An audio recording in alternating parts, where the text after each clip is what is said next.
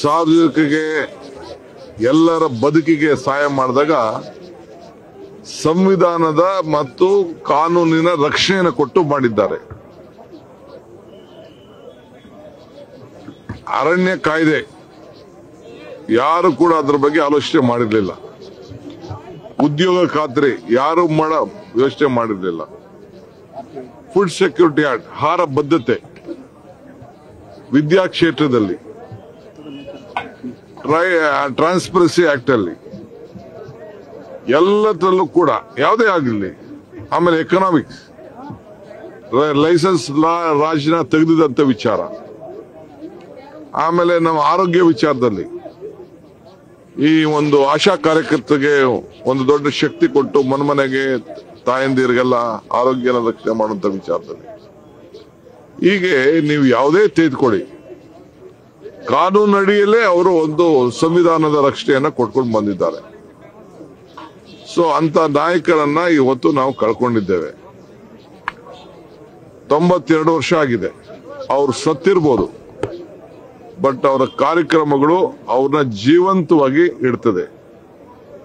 ಅವರು finance minister ಆದಾಗಿಂದ ಹಿಡಿದು ಇಲ್ಲಿವರೆಗೂ ಕೊನೆವರೆಗೂ ಕೂಡ ಈ ದೇಶದ ಆರ್ಥಿಕತೆಯನ್ನ ಸುಭದ್ರವಾಗಿ ಇಟ್ಟದನ್ನ ನಾವು ಯಾರು ಮರೀಲಿಕ್ಕೆ ಸಾಧ್ಯ ಇಲ್ಲ.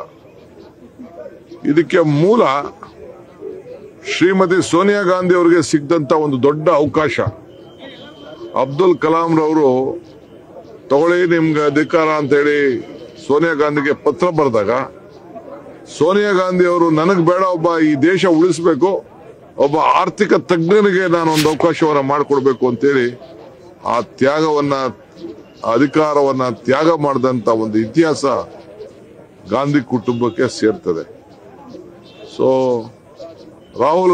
ರಾಹುಲ್ ಗಾಂಧಿ ಅವರು ಆಗ್ಬೋದಾಗಿತ್ತು, 2ನೇ ಟರ್ಮಲ್ ಆಗ್ಬೋದಾಗಿತ್ತು, ಮಂತ್ರಿ ಆಗ್ಬೋದಾಗಿತ್ತು. ಅವರು ಕೂಡ ಆಗ್ಲಿಲ್ಲ.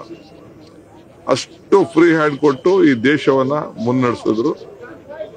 ಈ ದೇಶಕ್ಕೆ ಒಂದು ಆರ್ಥಿಕವಾದಂತಹ ಶಕ್ತಿ ಬರಲಿಕ್ಕೆ, ಅಡಿಪಾಯ ಹಾಕ್ಲಿಕ್ಕೆ ಇದನ್ನ ವಿರೋಧ ಪಾರ್ಟಿಯವರು ಒಪ್ಕೊಂಡಿದ್ದಾರೆ. ಇಷ್ಟು ಮಾತ್ರ ಹೇಳಲಿಕ್ಕೆ ನಾನು ಬಯಸ್ತೀನಿ. ಮಿಕ್ಕಿದ ವಿಚಾರ ಸ್ಮಾರಕ ತಪ್ಪು ತಪ್ಪು ತಪ್ಪು ಸ್ಮಾರಕ ಕೊಡ್ಲೇಬೇಕಾಗಿತ್ತು.